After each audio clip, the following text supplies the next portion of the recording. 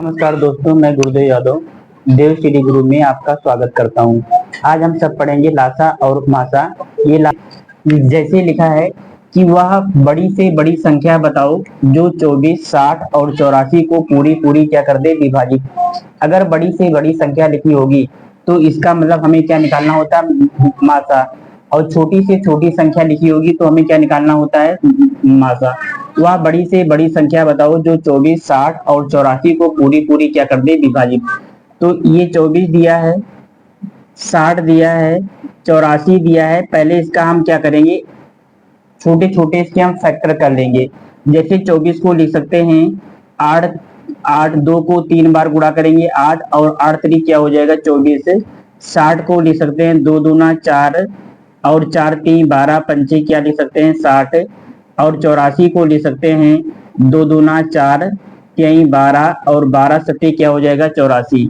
इसका जब एचसीएफ निकालेंगे तो एचसीएफ का मतलब होता है जो सब में कॉमन हो और छोटी घात वाला। जैसे यहाँ 2 घात 3 है, यहाँ 2 घात 2 है, यहाँ 2 घात 3 है तो 2 घात 2 लेंगे, जो सब में मिलेगा उसकी छोटी घात।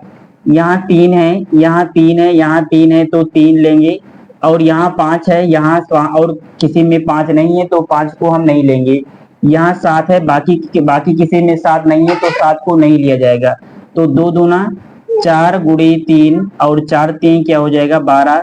इसका मतलब कि 12 वो सबसे बड़ी संख्या है जो 24 को भी काट देगा, 60 को भी काट देगा और 84 को भी काट देगा। तो हमारा आंसर क्या होगा, 12। अगला प्रश्न है कि एक कमरे की भुजाएं 18 मीटर, 12 मीटर और 10 मीटर है। वह बड़े से बड़ा पैमाना ज्ञात करो जिससे ये तीनों भुजाएं पूरी पूरी नापी जा सके। इसका मतलब ये बड़ा से बड़ा लिखा है, इसका मतलब इसका क्या निकालना है, एचसीएफ। 18 मीटर दिया है, 12 मीटर दिया है, 10 मीटर दिया है।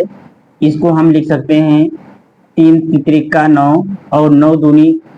इसको हम लिख सकते हैं 18 को लिख सकते हैं 3 त्रिका 9 और 9 दूनी 18। 12 को ले सकते हैं 2 दूना 4 त्याई 12 और 10 को ले सकते हैं 2 पंचे 10। इसका हमें क्या निकालना है, एचसीएफ। जब बड़ा से बड़ा कहेगा तो हमें क्या निकालना होता है, एचसीएफ। और एचसीएफ में वही संख्या लिखी जाती है जो सब में हो और छोटी घात वाला।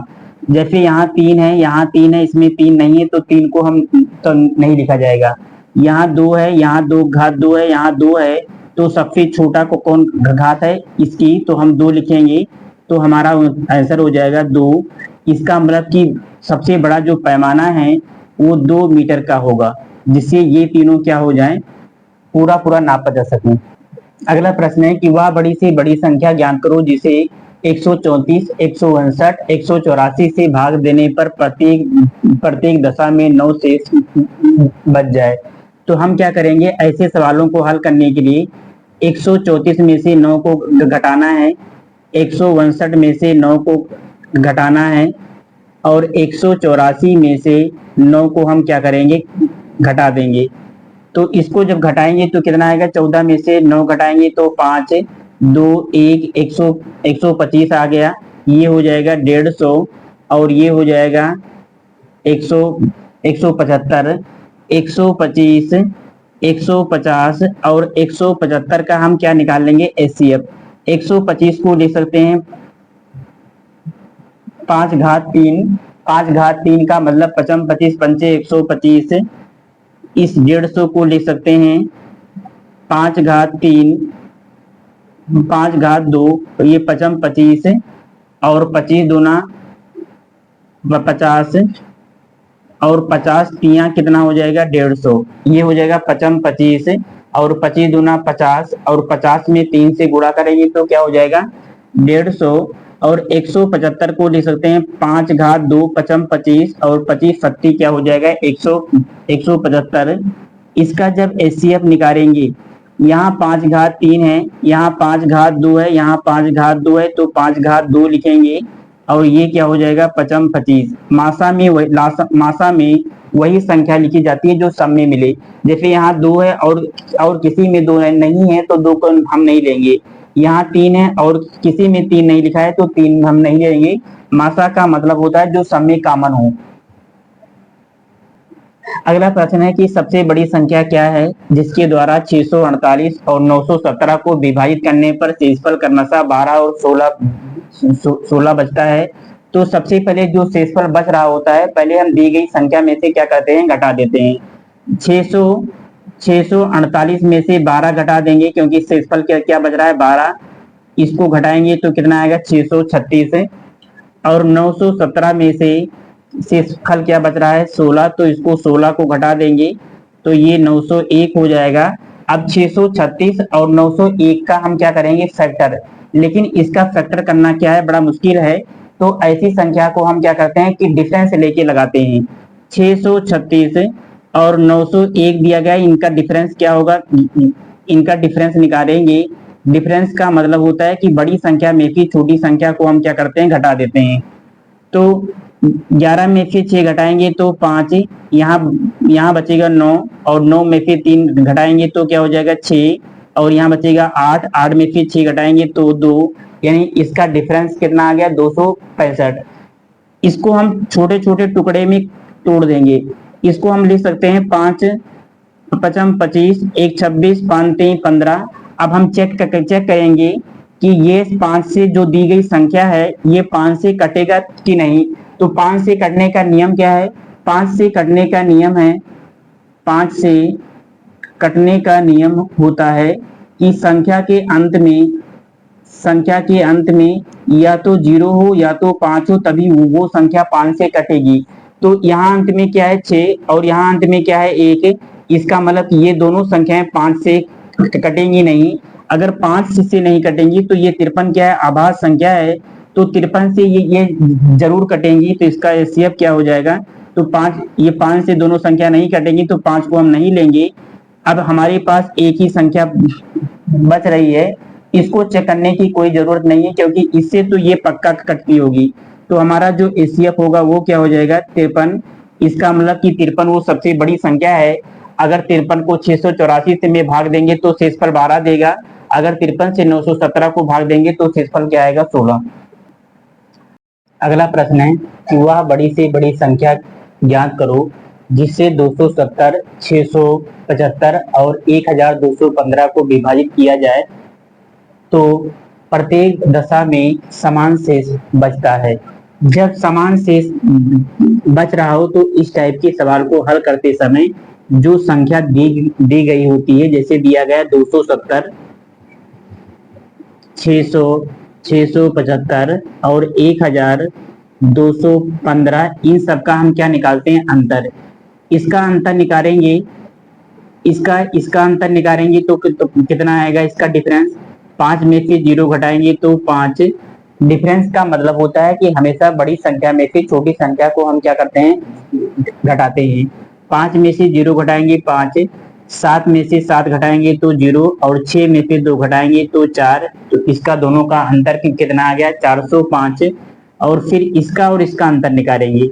5 में से 5 घटाएंगे तो 0, 11 में से 7 घटाएंगे 4, यहाँ बचेगा 11, और 11 में से 6 घटाएंगे तो क्या हो जाएगा, 5। और एक बार इसका और इसका अंतर निकालेंगे तो 1215 और 217 में कितने का डिफरेंस है, 5, 4 और 9, कितना हो जाएगा, 945। अब हम 405, 540 और 945 का क्या निकालेंगे, एचसीएफ। और एचसीएफ में निकाला कैसे जाता है, एचसीएफ निकालने की 3 विधि होती है, एक भाग विधि, एक गुणनखंड विधि और एक डिफरेंस विधि, यानी अंतर विधि। अब इसका खंड करना बड़ा मुश्किल है तो हम क्या करेंगे, इसका डिफरेंस विधि से निकालेंगे। इसका डिफरेंस निकालेंगे तो कितना आएगा, 10 में से 5 गई 5, और यहाँ बचा 3, 135। इस 135 का हम क्या करेंगे, खंड कर देंगे। 5 9 45 और 45 तिया क्या हो जाएगा, 135। और इसका जब एचसीएफ निकालेंगे तो हम ये चेक करेंगे कि ये 5 से ये तीनों संख्या कटेगी कि नहीं। तो इसके अंत में 5 है, इसके अंत में 0 है, इसके अंत में 5 है। तो जिस संख्या के अंत में 0 और 5 होता है वो संख्या 5 से क्या होती है, कटती है। इसका मतलब कि 5 से ये तीनों संख्याएं क्या हो जाएंगी, कट जाएंगी। तो हम 5 लेंगे, फिर 9 से चेक करेंगे, अगर 9 से नहीं कटेगा तो 9 को नहीं लेंगे। 9 का नियम क्या होता है कि संख्या को जोड़ो और उनका योगफल अगर 9 से कट जाता है, 3 और 9 का दोनों का नियम एक ही होता है। 5 में 0 जोड़ेंगे 5 और 5 4 9, ये इसका जोड़ कितना आया 9, और ये 9 से क्या हो जाएगा, कट जाएगा। 5 4 9, ये भी 9 से कट जाएगा। 5 4 9 और 9 9 18, 18 भी 9 से कट जाएगा।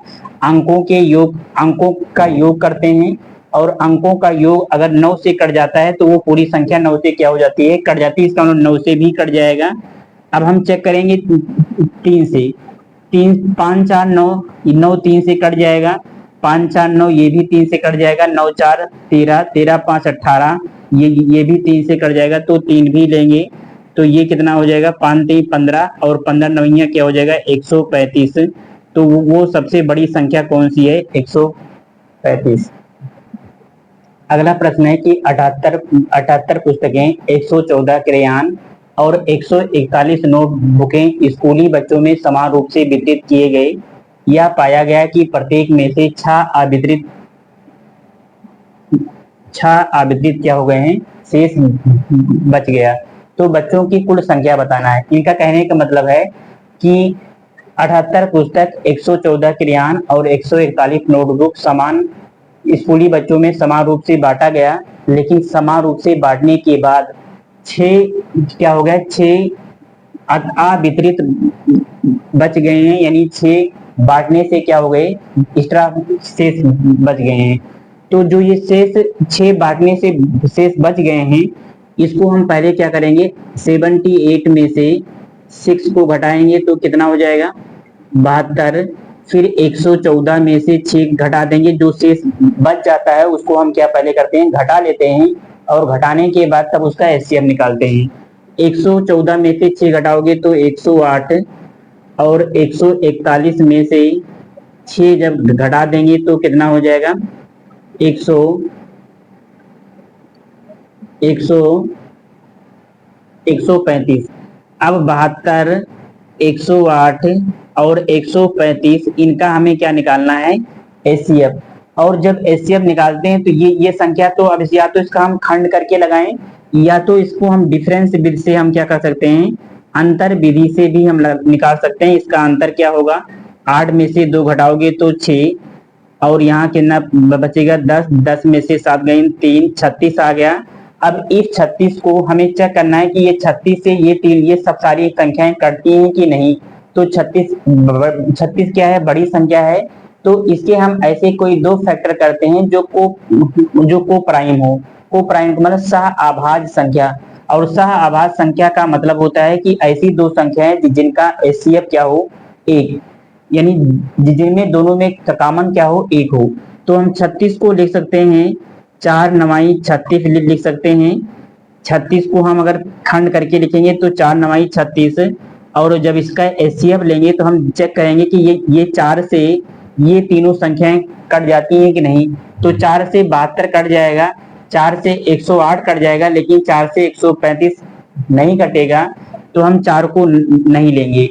अब 9 8 72, 9 1 9, 9 दूनी 18 कट जाएगा, 9 1 9, 9 4 13, 9 बचे 45, यानी 9 से ये भी संख्या कट जाएगी, ये भी कट जाएगी, ये भी कट जाएगी। तो हमारा जो एचसीएफ होगा वो क्या होगा, 9। लिखा है कि बच्चों की कुल संख्या क्या आती है, तो बच्चों की कुल संख्या, बच्चों की कुल संख्या क्या होगी, 9। यही हमारा क्या होगा, आंसर। अगला प्रश्न है कि यदि ए वह सबसे बड़ी संख्या है जिसमें 60, 150 और 285 को विभाजित किया जाए, तो प्रत्येक दशा में समान शेष बचता है। जब लिखा हो कि प्रत्येक कंडीशन में समान शेष बचता है, तो ऐसे सवालों को हम क्या करते हैं, सबसे पहले दिया है 60, 150 और 285 दिया है। जब लिखा रहेगा कि प्रत्येक दशा में समान शेष बचता है, तो सबसे पहले हम क्या करते हैं, इसका इन तीनों का अंतर निकालते हैं। इसका अंतर निकालते हैं, इसका अंतर निकालते हैं, और इसका अंतर नहीं। तो 150 और 60 में कितने का अंतर है? 90। 285 और 150 में कितने का अंतर है? तो 100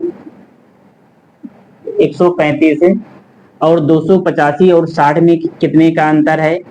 5 में से 0 घटाएंगे तो 5, और 8 में से 6 घटाएंगे तो 2। ये क्या हो जाएगा? 225।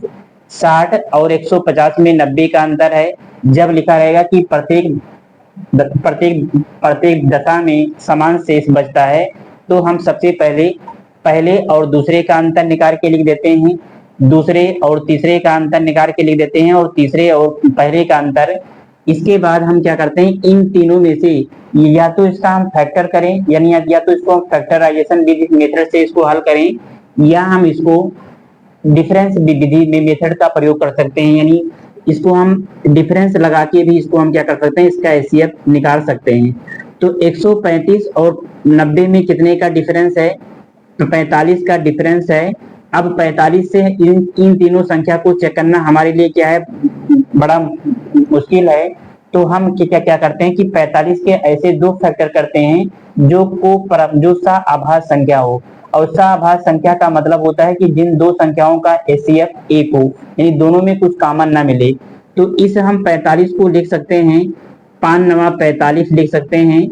और जब इसका हम एचसीएफ निकालेंगे तो हम चेक करेंगे कि ये 5 से ये तीनों संख्या ये कटती हैं कि नहीं। तो इसके अंत में 0 है, इसके अंत में 5 है, इसके अंत में 5 है। इसका मतलब कि ये संख्या 5 से क्या हो जाएगी, ये तीनों संख्या 5 से कट जाएगी, तो हमारा एचसीएफ 5 लेंगे।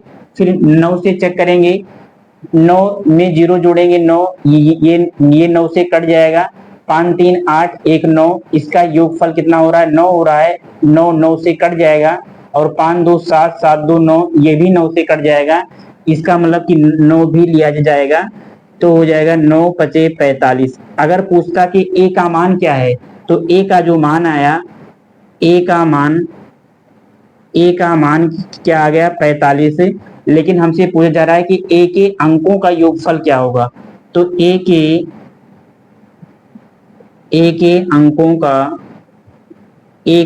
अंकों का योगफल भी पूछा जा सकता है, अंतर भी पूछा जा सकता है, और गुणनफल भी। अगर गुणनफल पूछता है तो 4 पंचे 20 होता, अंतर पूछता तो 5 में से 4 घटा देते 1। लेकिन हमसे पूछा जा रहा है कि तो ए के अंकों का योगफल क्या होगा। तो 4 और 5 को जोड़ेंगे तो 5 4 क्या हो जाएगा? 9। ए के अंकों का योगफल क्या होगा?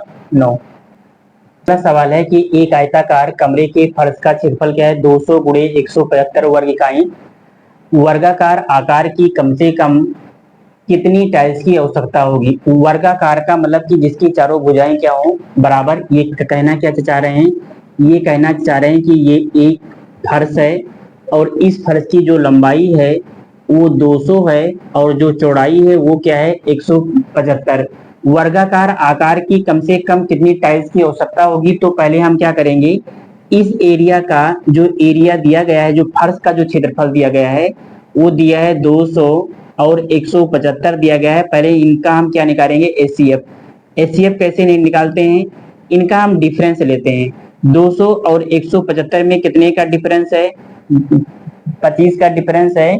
क्या ये 25 से दोनों संख्या कट जाती है? हाँ, 25 पट्टे 200 और 25 पट्टे 175। इसका मतलब कि हमारा जो एचसीएफ होगा वो होगा 25।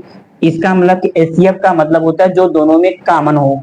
इसका मतलब कि जो टाइल्स की जो लंबाई होगी वो 25 सेंटीमीटर इसमें भी कॉमन होगा, और 25 सेंटीमीटर इसमें भी कॉमन होगा।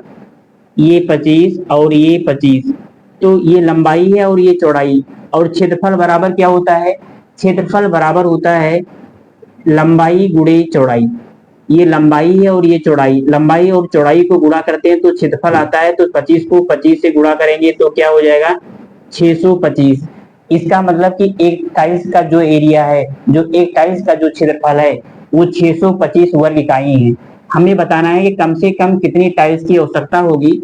तो टाइल्स की संख्या निकालने के लिए, टाइल्स की संख्या निकालने के लिए फर्श का क्षेत्रफल को एक टाइल्स के क्षेत्रफल से क्या करेंगे, एक टाइल्स के क्षेत्रफल से हम इसको क्या करते हैं, भाग।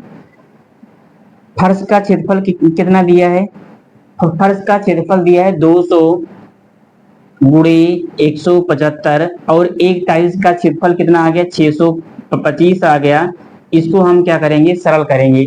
तो 25 पचामा 625 और 25 अट्ठे 200, 25 इक्के 25 और 25 सत्ते 175, 8 सत्ते 56। इसका मतलब कि पूरे फर्श पे टाइल्स लगाने के लिए कम से कम कितने टाइल्स की आवश्यकता होगी, 56 टाइल्स की। अगला प्रश्न है कि 3 मैदान जिनका क्षेत्रफल क्रमशः 84, 60 तथा 24 वर्ग मीटर है, इनमें बराबर बराबर नाप की फूल की क्यारियां बनानी है। यदि प्रत्येक क्यारी की चौड़ाई 3 मीटर हो तो उसकी अधिकतम लंबाई क्या होगी। यानी ये एरिया कितना दिया गया, 3 क्यारियों का, ये दिया गया क्षेत्रफल। तो जो हमारा जो एचसीएफ आएगा वो क्षेत्रफल ही आएगा। ये 84 दिया है, ये 60 दिया है, ये 24 दिया है। इसको हम इसका चाहिए हम फैक्टराइजेशन बीच से निकालें और चाहिए इसका हम अंतर निकाल दें। इसमें कितने का अंतर है, इसमें अंतर है 24 का। इस 24 को हम क्या कर सकते हैं, इस 24 को हम खंड कर सकते हैं। इसको हम 24 को लिख सकते हैं 8 त्रिक 24 और इसको हम चेक करते हैं कि ये 8 से कटता है कि नहीं। 8 से ये नहीं कटेगा, 8 त्रिक 24, 8 से 24 तो कट जाएगा लेकिन 8 से ना तो 60 कटेगा ना तो 24। तो हम 8 को लिख सकते हैं 4 दूनी 8 और त्रिक 24। अब दो को हम छोड़ देंगे। जब ये 8 से नहीं कट रहा था तो इसको हम 2 गुणे 4 लिख दिए। तो दो इसके अंदर है, इन 4 के अंदर 2 से पहले से मौजूद है तो हम 2 का यूज नहीं करेंगे। 4 से चेक करते हैं, देखो 4 दूनी 8, 4 इक्की 4, 4 15 पाठ, 4 छक 24। हाँ, ये 4 से सारी संख्याएं कट जा रही तो हमारा एचसीएफ क्या होगा, 4। और फिर हम 3 से चेक करेंगे, 8 4 12, 3 से कट जाएगा, 6 में 0 जोड़ेंगे, 6 3 से कट जाएगा, 4 2 6 3 से कट जाएगा। इसका मतलब कि 4 हमारा जो एचसीएफ आ गया वो क्या आ गया, 12 आ गया। ये मैदान है और ये इसका क्या है, क्यारी। और बराबर बराबर नाप की फूल की क्यारियां बनाना है, इसका मतलब कि वर्गाकार क्यारियां बनानी है। और लिखा है कि यदि उसकी चौड़ाई 3 मीटर हो, इसकी चौड़ाई कितना दिया गया हो, 3 मीटर, और इस क्यारी का क्षेत्रफल कितना आया। अगर मैदान का क्षेत्रफल दिया गया है तो जो हमारा एचसीएफ आएगा वो क्षेत्रफल ही होगा। अगर ये परिध दिया गया होता तो जो हमारा एचसीएफ आता वो परिध होता। यानी इसका क्षेत्रफल कितना दिया गया है, हमें क्षेत्रफल आ गया 12। इस पूरी क्यारी का क्षेत्रफल कितना आ गया और चौड़ाई दिया गया है, हमें लंबाई निकालना है। तो 3 में कितना से गुणा करते हैं कि 12 हो जाए तो 4। इसका मतलब कि क्षेत्रफल बराबर होता है, लंबाई गुणे चौड़ाई। ये लंबाई है और ये चौड़ाई है। अगर लंबाई को हम 4 मीटर मान लें, चौड़ाई पहले से दिया है तो 4 3 क्या हो जाएगा, 12। नहीं तो हम इसको ऐसे भी लगा सकते थे कि क्षेत्रफल बराबर होता है लंबाई गुणे चौड़ाई होता है। क्षेत्रफल 12 आ गया क्यारी का और लंबाई हमें निकालना है। चौड़ाई कितना दिया गया, 3 और 3 इक्के 3 क्या हो जाएगा, 3 चौक 12। जो लंबाई आ गई क्यारी की वो कितना आ गई, 4 मीटर। अब हम इस लासा और मासा का अंतिम नियम पढ़ेंगे और वो अंतिम नियम ये है कि जैसे दिया हो, एक संख्या हम ले लें, एक संख्या, ये पहली संख्या हम ले लें 25 और दूसरी संख्या हम ले लें 30। तो इसका फैक्टर क्या होगा, 25 को 5 गुणे 5 लिख सकते हैं और 30 को लिख सकते हैं 5 गुणे 6। ये दोनों में क्या है, कॉमन, और जो दोनों में कॉमन होता है उसको कहा जाता है मासा। जो दोनों में कॉमन होता है उसको क्या कहा जाता है, मासा। और 5 और 6 ये आभाज्य संख्या है। आभाज्य संख्या का मतलब होता है कि 5 और 6 में दोनों में कुछ कॉमन नहीं है। ये ना तो 5 और 6 का जो एचसीएफ आएगा वो 1। तो इसको हम क्या मानते हैं कि ये दोनों क्या है, को प्राइम नंबर है, यानी आभाज्य संख्या है।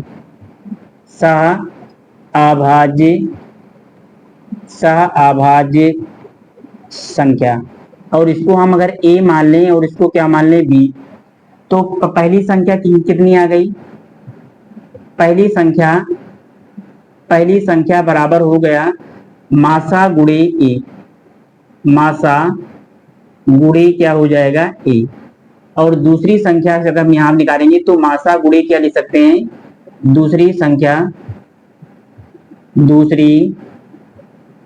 दूसरी संख्या बराबर हो जाएगा मासा गुणे बी। ये पहली संख्या और दूसरी संख्या निकालने का क्या है? सूत्र। लेकिन अगर ये पहली संख्या और दूसरी संख्या ये दी गई है, अगर इन दोनों संख्या का हम एलसीएम निकाल लें तो एलसीएम कैसे निकाला जाता है?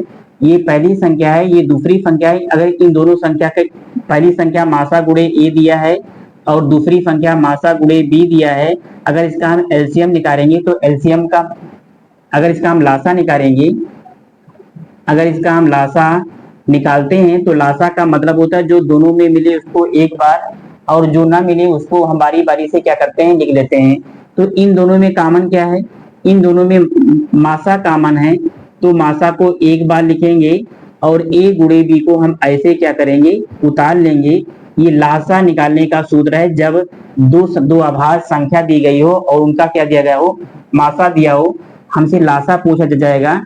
इस पर आधारित सवाल यूपीपी 2024 में इस पर सवाल आया कि दो संख्या दी गई थी, उसका मासा दे दिया गया था, हमें बताना था कि लासा, अच्छा ये नहीं था, उसमें पूछा था कि पहली संख्या क्या होगी, दूसरी संख्या क्या होगी, यानी लासा निकालना होगा। तो इन दोनों संख्या का लासा कैसे निकालेंगे? ये तो एक सूत्र, दो सूत्र और ये तीन सूत्र, और जो चौथा सूत्र है अगर इन दोनों संख्या को हम आपस में क्या कर लें? गुणा कर लें।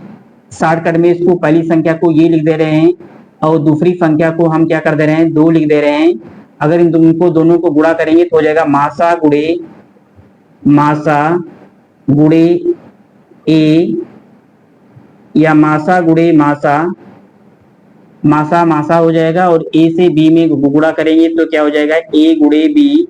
इसका मतलब कि पहली संख्या गुणे दूसरी संख्या बराबर अगर हम लिखें तो मासा को ऐसे उतार लेंगे और मासा गुणे ए गुणे बी बराबर क्या होता है? इतना पूरा मान लासा के क्या होता है? बराबर।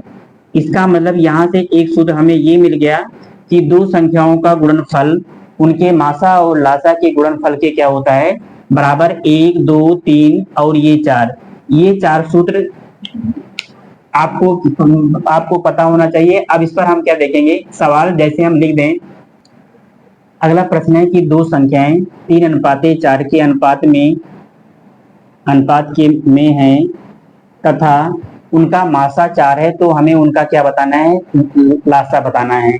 ये 3 और 4, ये ए का मान है और ये क्या है?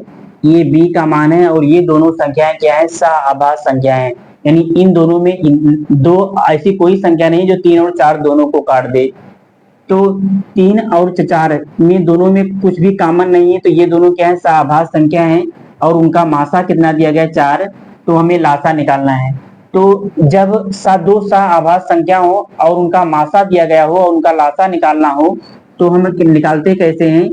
लासा बराबर होता है मासा गुणे ए गुणे बी, यानी मासा और इन दोनों सह संख्याओं को आपस में क्या कर लेंगे? गुणा। मासा 4 दिया है, ए का मान 3 दिया है और बी का मान क्या दिया गया? 4, और 4 3 12 चौक क्या हो जाएगा? 48। तो जो हमारा जो लासा होगा वो क्या होगा? 48। अगला प्रश्न है कि दो संख्याएं 3:5 के अनुपात में हैं और उनका जो लासा दिया गया है वो कितना दिया गया है? 75 दिया गया है। तो हमें बताना है कि उसका मासा क्या होगा। तो अब की बार क्या दिया गया है? लासा दिया है और दो संख्याएं दी गई, हमें क्या निकालना है? मासा। तो हमें क्या पता है कि एलसीएम बराबर होता है एचसीएफ गुणे ए गुणे बी। ये ए गुणे बी क्या है? दो संख्याएं हैं, ऐसी दो संख्याएं जो अभाज्य संख्या हो, सह संख्या हो, इन दोनों का जो फैक्टर, जो दोनों का एचसीएफ आए वो 1। जैसे यहाँ 3 दिया गया है और यहाँ 5, 3 का खंड क्या कर सकते हैं? 3 1 3। 5 का खंड क्या कर सकते हैं? 5 1 5। जो दोनों में कॉमन होता है उसको हम क्या कहते हैं? एचसीएफ। इसका हम इसका मतलब कि जिसका एचसीएफ एक जिन दो संख्या का एचसीएफ एक होता है उसे हम कहते हैं सआभाज्य संख्या। लासा कितना दिया है? लासा दिया है 75। हमें मासा निकालना है, एचसीएफ का मतलब मासा। ए का मान 3 दिया है, बी का मान 5 है और 75 को ऐसे उतार लेंगे। 5 3 15 एचसीएफ। और जब एचसीएफ बराबर लिखेंगे तो हम क्या लिखेंगे? 75/15 और 15 25 75, तो जो हमारा जो मासा होगा वो 75 होगा। लेकिन इसको हम क्या करते हैं, हमें सूत्र मालूम है कि एलसीएम बराबर एचसीएफ गुणे क्या होता है? ए गुणे बी होता है। हमें एचसीएफ निकालना है, यानी लासा बराबर होता है मासा गुणे ए गुणे बी होता है। और जब हमें हमें निकालना क्या है? मासा। जब मासा बराबर लिखेंगे तो लासा बटे क्या हो जाएगा? ए गुणे बी। लासा दिया है 75, ए का मान 3, बी का मान 5 है। 75 को ऐसे उतार लेंगे, 5 3 15 और 15 25 75, तो हमारा जो मासा होगा वो क्या होगा? 5। अगला सवाल है कि दो संख्याएं 7:5 के अनुपात में हैं, ये दोनों का मासा 10 हो तो संख्या ज्ञात कीजिए। जब इस टाइप का सवाल आए, अभी हमने क्या बताया कि ये 7 और 5 सआभाज्य संख्या है। ये ए का मान है, ये बी का मान, और इनका मासा कितना दिया गया? 10। तो पहली संख्या कैसे, तो हमें बताना है संख्या। तो पहली संख्या निकालने के लिए हम क्या करते हैं? मासा गुणे क्या होता है? ए। और ये पहली संख्या बराबर हो जाएगा मासा गुणे, और मासा का मान कितना दिया गया? 10 गुणे 7। 10 सत्ते क्या हो जाएगा? मासा कितना दिया गया? 10 और गुणे ए का मान कितना दिया गया? 7। 10 सत्ते क्या हो जाएगा? 70। और जब दूसरी संख्या निकालेंगे, तो दूसरी संख्या बराबर हो जाएगा मासा गुणे ए मासा गुणे बी हो जाएगा। लेकिन एक शर्त है कि ए और बी क्या होना चाहिए? सआभाज्य संख्या। अगर सआभाज्य संख्या नहीं होगी तो फिर जैसे यहाँ ले देते 14 और यहाँ ले देते 7, तब ये 7 इन दोनों में कॉमन हो जाता तो ये सआभाज्य संख्या होता ना। यानी बी का मान कितना दिया गया है? बी का मान 5 और 10 25 क्या हो जाएगा? 50। चाहे इस टाइप से लगाओ और चाहे जब ये दोनों संख्या सआभाज्य संख्या उनका मासा दिया हो तो पहली संख्या और दूसरी संख्या को हम बड़ी आसानी से निकाल लेंगे। 10 सत्ते 70 और 10 25 50, यानी पहली संख्या 70 होगी और दूसरी संख्या क्या होगी? 50। जब दो सआभाज्य संख्या दी गई हो और उनका मासा दिया हो तो उस मासा से उन दोनों जितनी संख्या दी गई हो उस संख्या में आप क्या कर दीजिए? मल्टीप्लाई। अगला सवाल है कि दो संख्याएं 8:5 के अनुपात में है, उनका लासा 80 हो तो दोनों संख्याएं ज्ञात कीजिए।